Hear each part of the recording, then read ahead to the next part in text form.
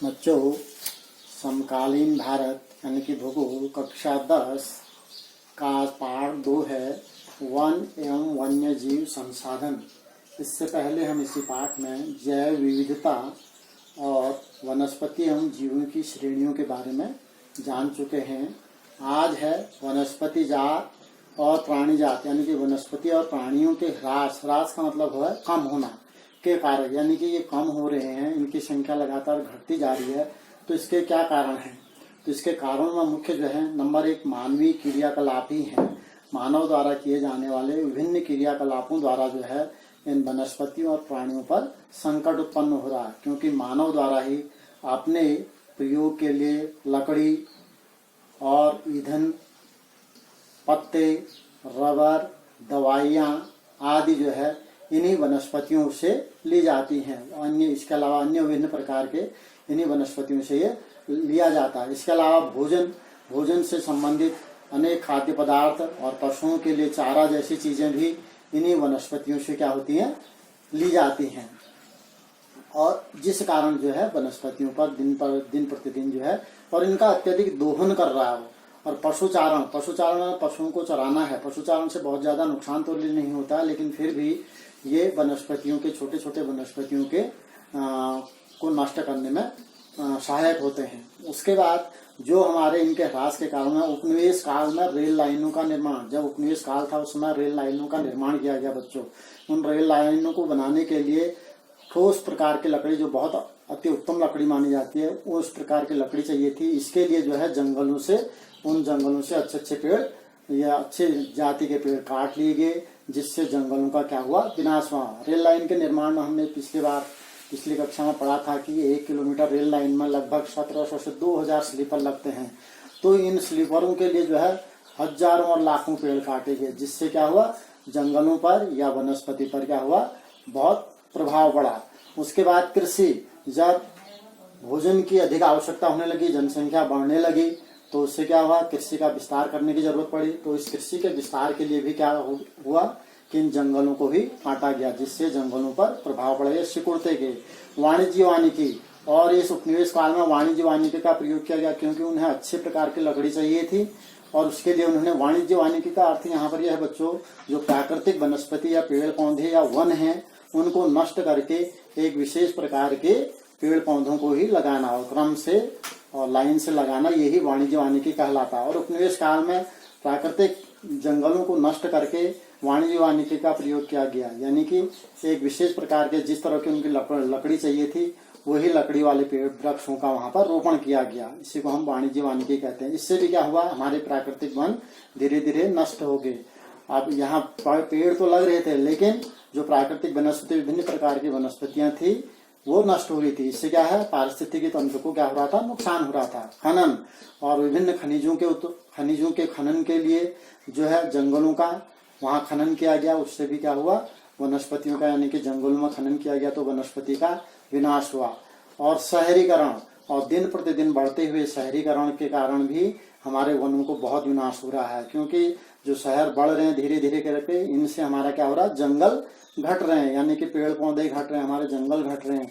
तो इससे भी हमारे क्या हो रहा है, इसमें ह्रास हो रहा है। और दावानल, एक मुख्य हमारा क्या है, दावानल, जब जंगलों में आग लग जाती है तो विभिन्न प्रकार के वनस्पतियां और जीव जंतु उस दावानल की भेंट चढ़ जाते हैं, जिससे हमारी वनस्पति और प्राणी जात को बहुत नुकसान होता है, इनमें कमी आती है। अब जब इन सब ह्रास के कारण हमने पढ़े, तो जंगलों को बचाने की आवश्यकता पड़ी। अब इनके लिए वन संरक्षण किया गया। वन संरक्षण की आवश्यकता क्यों है? क्योंकि बच्चों, हम जानते हैं कि इन वनों में उपस्थित पेड़ पौधों से ही हमको क्या मिलती है, प्राणवायु, यानी कि ऑक्सीजन देते हैं। और जंगल धीरे धीरे कम हो जाएंगे, यानी कि वनस्पति कम हो जाएंगी, तो इस प्राणवायु यानी कि ऑक्सीजन की कमी हो जाएगी। इसलिए हमें वनों के संरक्षण क्या, भूक्षरण को कम करते हैं। देखिए, हमारे वनस्पति जितनी है वो भूक्षरण को, यानी कि मिट्टी को जकड़े रहते हैं, मिट्टी को बहने से, ऊपर की परत को बहने से रोकते हैं।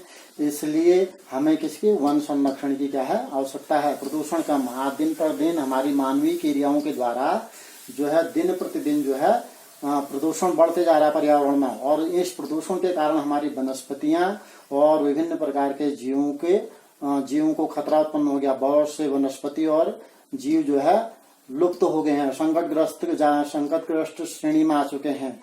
इसलिए ये पेड़ पौधे अगर अधिक होंगे तो प्रदूषण क्या होगा, कम होगा। इसलिए भी हमको क्या है, वनों के संरक्षण की आवश्यकता है। पृथ्वी के तापमान में वृद्धि, ज्यों-ज्यों वनस्पतियां कम हो रही बच्चों, पृथ्वी के तापमान में क्या हो रही है, वृद्धि हो रही है। और तापमान में वृद्धि होने से क्या है, अनेक पेड़ पौधे और जीव जो हैं उनके अनुकूल तापमान, उनके अनुकूल न रहने से वो धीरे धीरे नष्ट हो जाते हैं और संकटग्रस्त क्षेत्र में आने लग जा रहे हैं। और ज्यों ज्यों तापमान में वृद्धि हो रही बच्चों, उससे क्या हो रहा है, हमारे हिम क्षेत्र जो है धीरे धीरे कम होते जा रहे हैं। यानी कि हमारा अपने देश की बात करें तो उत्तर में हिमालय जो है वो सदानीरा नदियों का जो है उद्गम स्थल है। और जब इस तरह धीरे धीरे पृथ्वी के तापमान बढ़ने से हिम क्षेत्र कम हो रहे हैं, इसलिए भी हमको वनों के संरक्षण की आवश्यकता है। अनेक वन्य जीव विलुप्त हो रहे हैं। ज्यों ज्यों हमारा पर्यावरण प्रदूषित हो रहा है तो हमारे पृथ्वी पर अनेक प्रकार की वनस्पतियां और जीव जो है विलुप्त हो चुके हैं। और कई जीव जो है संकटग्रस्त श्रेणी में आने के साथ विलुप्त की कगार पर हैं। इसलिए भी हमें जो है इन वनों के संरक्षण की क्या है, आवश्यकता है। अब इन वनों के संरक्षण की आवश्यकता के लिए कुछ प्रयास किए गए। वन्य जीव संरक्षण के लिए जो प्रयास किए गए बच्चों, वो सन 1972 में भारत में एक वन्य जीव अधिनियम लागू किया। और इस अधिनियम को पारित करने का मुख्य उद्देश्य यही था कि वन्य जीवों को बचाने के लिए जो है केंद्र और राज्य सरकारों द्वारा विभिन्न राज्यों में, विभिन्न स्थानों में जो है राष्ट्रीय उद्यान और वन्य जीव पशु विहार स्थापित किए गए। राष्ट्रीय उद्यानों वन्य जीव पशु विहार की स्थापना की गई और इसके साथ ही शिकार पर पूर्ण रूप से प्रतिबंध लगा दिया गया। यानी कि आज हम जानते हैं, देखिए, किसी भी जंगली जीव को मारना कानूनी अपराध है। इस पर पूर्ण रूप से प्रतिबंध लगा दिया। और इस कुछ जो जातियां विलुप्त के कगार पर यानी कि संकटग्रस्त जातियों में आ गई हैं, उनके लिए एक टाइगर प्रोजेक्ट टाइगर के नाम से एक अभियान चला गया। इसका मुख्य उद्देश्य था जो घटती बाघों की संख्या को बचाने के लिए। तो सन 1973 में हमारे देश में बाघों के संरक्षण के लिए प्रोजेक्ट टाइगर जो है अपनाया गया। प्रोजेक्ट टाइगर के अंतर्गत बाघों के संरक्षण के लिए विशेष प्रयास किए गए। इसके लिए विभिन्न क्षेत्रों में हमारे राष्ट्रीय उद्यान स्थापित किए, जैसे उत्तराखंड में कार्बेट राष्ट्रीय उद्यान, पश्चिमी बंगाल में सुंदरवन और मध्य प्रदेश में बांधवगढ़, राजस्थान में सरिस्का वन्य जीव पशु विहार, असम में आपका काजीरंगा और मानस बाघ रिजर्व। और काजीरंगा तो गैंडे एक सिंह के गैंडे के लिए है। इसी तरह केरल में जो है पेरियार बाघ रिजर्व जैसे यानी के उद्यान स्थापित किए गए। इसके बाद इन वनों को जो है बच्चों, इन वनों को सुरक्षित रखने के साथ साथ प्रशासनिक आधार पर जो है वनों को 3 प्रकार में बांटा गया।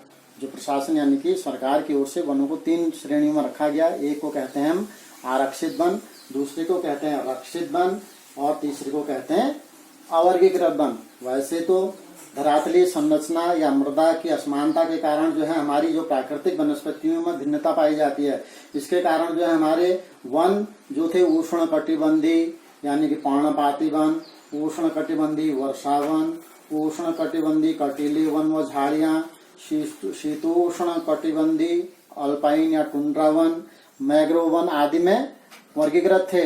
लेकिन हमारे प्रशासनिक आधार जो किए गए वो 3 श्रेणी में यानी कि आरक्षित वन, रक्षित वन और अवर्गीकृत वन। आरक्षित वन किन्हें कहेंगे हम? आरक्षित वन ये वन ऐसे क्षेत्र हैं बच्चों जहां पर किसी भी व्यक्ति के आने जाने के लिए बिल्कुल प्रतिबंधित क्षेत्र हैं और ये देश के जो है आधे से अधिक वन क्षेत्र हैं। इनको आरक्षित घोषित किया गया ताकि यहाँ कोई अन्य बाहर का व्यक्ति इसमें प्रवेश न कर सके, जिससे क्या है वन्य प्राणी के लिए आरक्षित रहे, उनको कोई दखल न दे और यहाँ पर किसी को भी आने जाने की अनुमति नहीं है। और ये वन हमारे सबसे अधिक क्या है, मूल्यवान है। दूसरा है रक्षित वन। देश के कुल वन क्षेत्र का लगभग 1/3 हिस्सा जो है हमारा रक्षित वन क्षेत्र है।